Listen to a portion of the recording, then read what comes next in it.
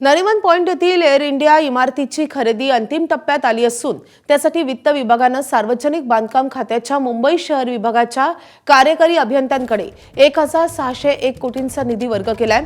निधी प्राप्त झाल्यानं बांधकाम विभागाने खरेदी खत तयार करण्यासाठी लागणाऱ्या कागदपत्रांचा मसुदा तयार करून तो विधी आणि न्याय विभागाकडे मान्यतेसाठी पाठवलाय। ही मान्यता मिळताच खरेदी प्रक्रिया पूर्ण केली जाईल।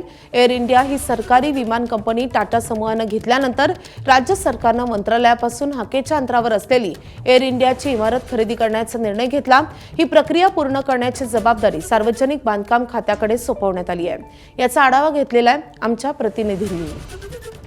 मंत्रालयाजवळ असणारी एअर इंडियाची जी बिल्डिंग आहे ती आता खरेदी करण्याची जी प्रक्रिया ही अंतिम टप्प्यात आलेली आहे। राज्य सरकार ही इमारत खरेदी करते आहे। मुंबईतल्या नरिमन पॉइंट परिसरामध्ये आपण पाहतोय ही टोलेजंग इमारत आहे आणि ही इमारत आता राज्य सरकार खरेदी करणार आहे। यासाठीची जी प्रक्रिया आहे ती आता कुठेतरी अंतिम टप्प्यात आल्याचं आपल्याला दिसत आहे। यासाठी राज्य सरकारच्या वतीनं प्रक्रिया देखील आता जवळपास पूर्ण करण्यात आल्याचं आपल्याला दिसत आहे।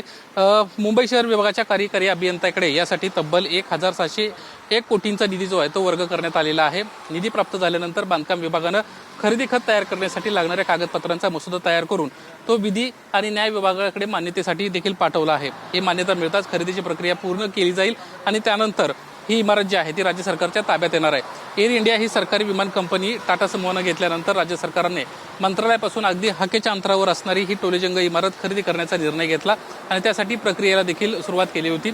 सार्वजनिक बांधकाम खात्याकडे ही प्रक्रिया सोपवण्यात आली होती। खात्याच्या मुंबई इलाका शहर विभागानं खरेदी प्रक्रिया पूर्ण करण्यासाठी कायदा सल्लागाराची नेमणूक देखील केली।